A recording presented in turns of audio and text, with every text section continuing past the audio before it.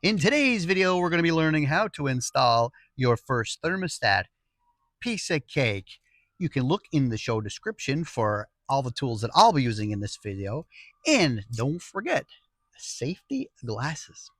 All right, here's our little mock-up of our wall when you're building your new room or your new addition. So that I have a 2x4 here, and that imagine this is the outside wall. This is your inside wall before your gyprock goes on. All right, the building inspectors in our area love it when we have our thermostats accessible. So we're going to mount this one at 4 feet to the middle of the box. We'll just put a mark there for 4 feet. So because we're going to be using bigger wire for this project, we're going to be using a bigger box, and this is a 2004 by Iberville. And you can see it's quite a bit bigger than the other device boxes from our previous videos. And we're going to mount that one right to the side of the stud like that. Now, if you're adding gyprock, you can see these little pins that are right here sticking out. That's kind of your guide for your thickness right here. So you put your 2x4 up against that like that, and then that'll be the little bit that they'll cut out the gyprock for. So you can see I'm going to take those two pins and put them at the front of the 2x4 like that. And then there's two pins on the side of the box as well. And we're going to give that a little tap on there just to anchor the box to the 2x4. So now we have to use screw nails to tie the box to the 2x4. And of course you can hand bomb it if you want. Take your Red Robertson or your number 2 and look at the holes in the side here, and you're going to screw them right in.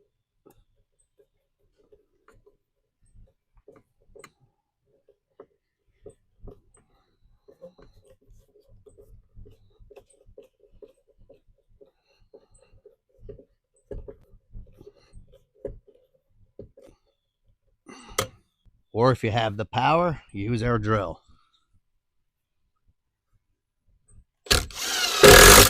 Now, whatever you do, I don't recommend using nails to the outside here, because if you ever have to move this, nails are very hard to get out.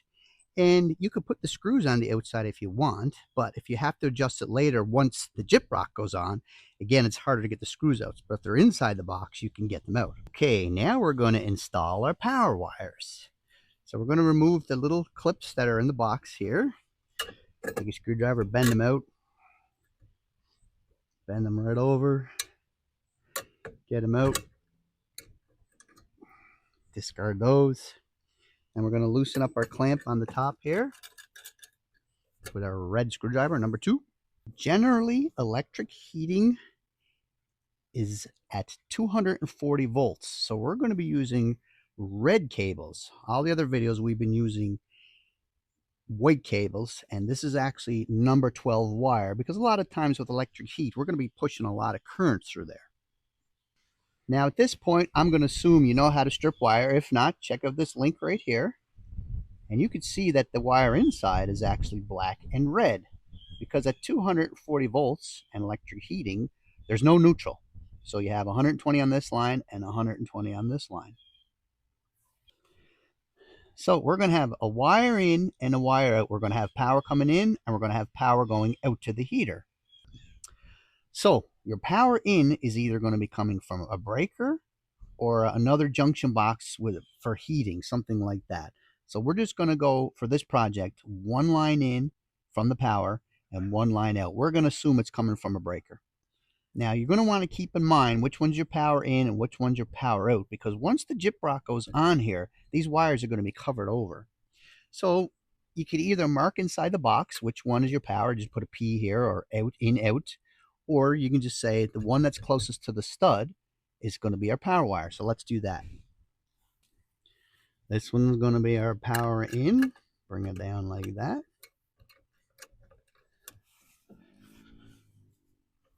And this one's going to be our power going out to the heater.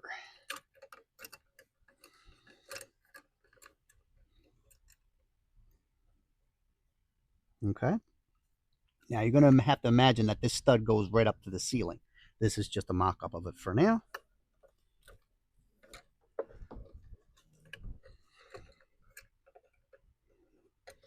Now we have 2 ways to do this. You can leave your line straight in like this with no slack, or As a general rule of thumb, a lot of people like to put a little loop in it like this and leave slack in the wire right here above the box or below the box, depending on what you commit at the top and bottom, for future.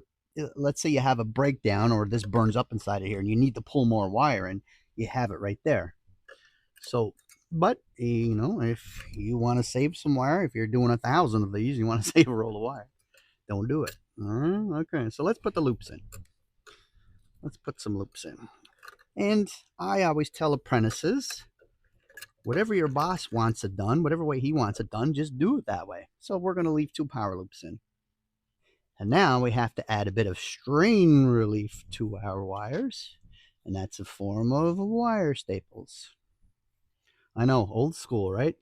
So we're going to put this guy back here on our 2x4. And sometimes it's easier to put one in at a time. Get the staple in. You got to flatten it out. Make sure it's the flat way. Hammer it in.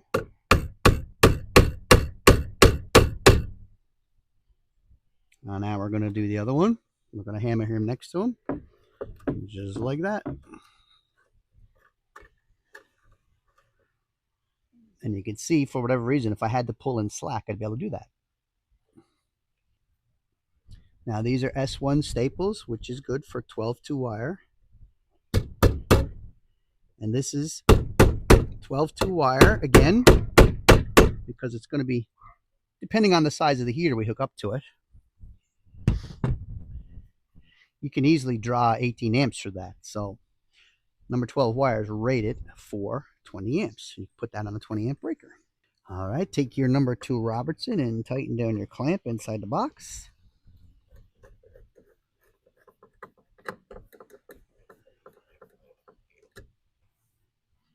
So you have a red wire, we have a black wire,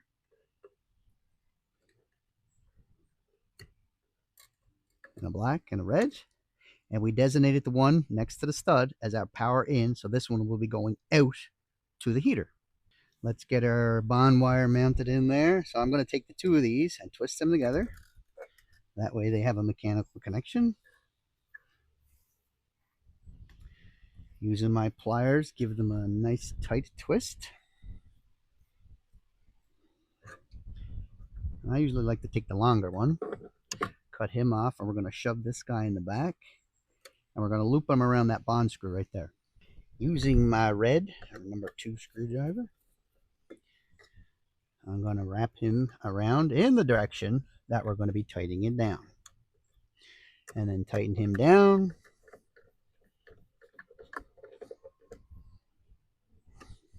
Now, if we were just to take our black wires and put them together, and our red wires to put them together, that would feed the direct path from the breaker right to the heater. And it would just be on all the time. So we have to switch this line. So here's our thermostat, and in today's video, this is a single pole thermostat, which means we're only going to be switching one side, just like you would for a light switch. Okay. So this is a Honeywell, and it's in Celsius because I'm in Canada. So you just pop the cover off like this here. Don't touch the bars or anything like that. Don't put any pressure on that. And you can see when they pack it up, they tuck the wires in the back here just for packing reasons. So we're just going to remove those and remove that and just discard those ends. Take them off. And then this is stranded wire, you can see. So we're going to give that a twist. Twist it up nice and tight. Same with this guy here. You can see that's a stranded wire. See it stranded? Yep. And we're going to twist him up too. So it's all together.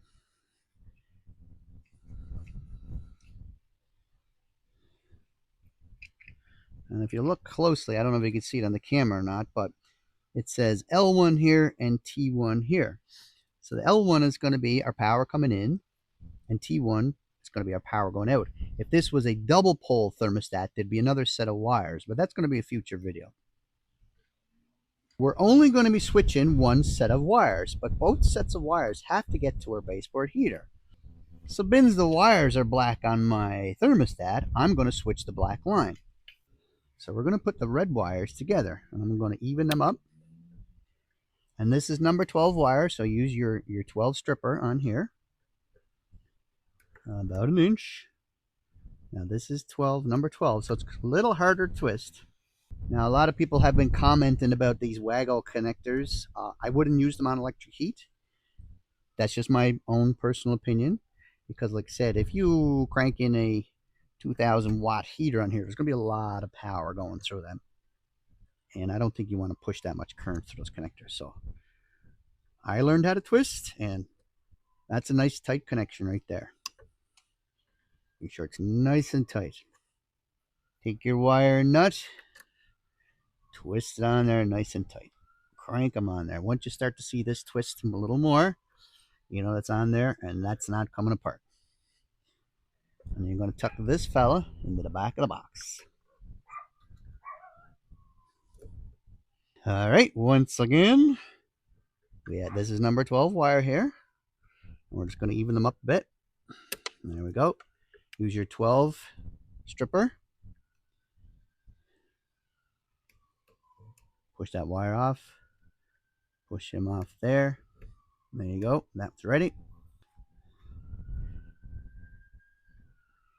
Now, if I line these two up and I find if my copper, my solid's a little bit longer than my stranded, I'll just pinch that off a little bit there.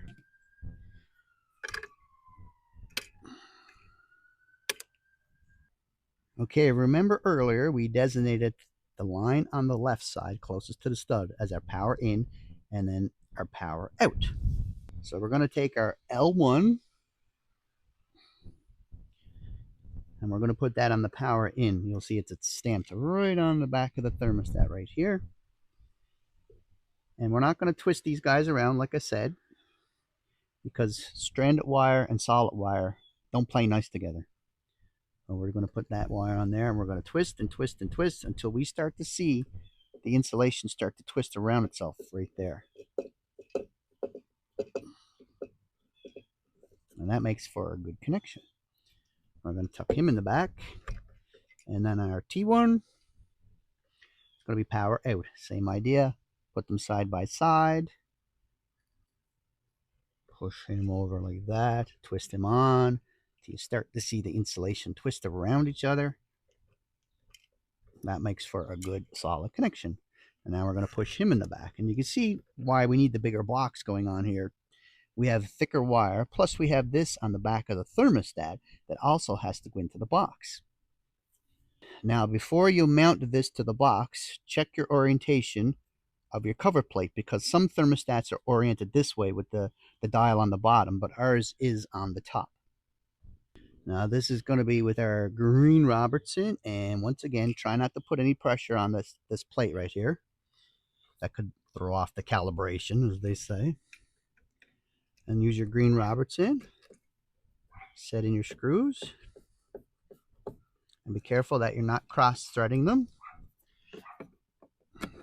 Now with these big boxes, there should be plenty of room in there.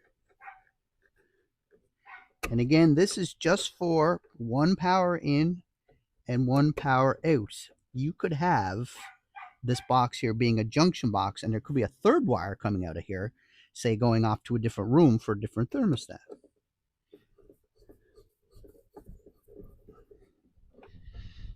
Well, these just have to be hand tight. You don't want to crank them down too much because you don't want to crack the plastic. And now, don't forget, this is going to be installed after your gyprock goes on. If you're gyprocking, if you're not, then that's fine. But you'll do that part there will be considered the rough end, the 2x4 right here. Put your gyprock on, cut out for the box, and then install your thermostat. Take your cover plate, put it on. And then after this part here, you're going to hook into your power and then hook on your heater on the other side. And then turn your power on once all your connections are made and everything is covered out. And that should work good. Now, don't forget to check in the show description for links to the tools that I use in this video if you're short of anything. And if you got value from this video, will you please consider liking and subscribing. And don't forget to come back for more videos.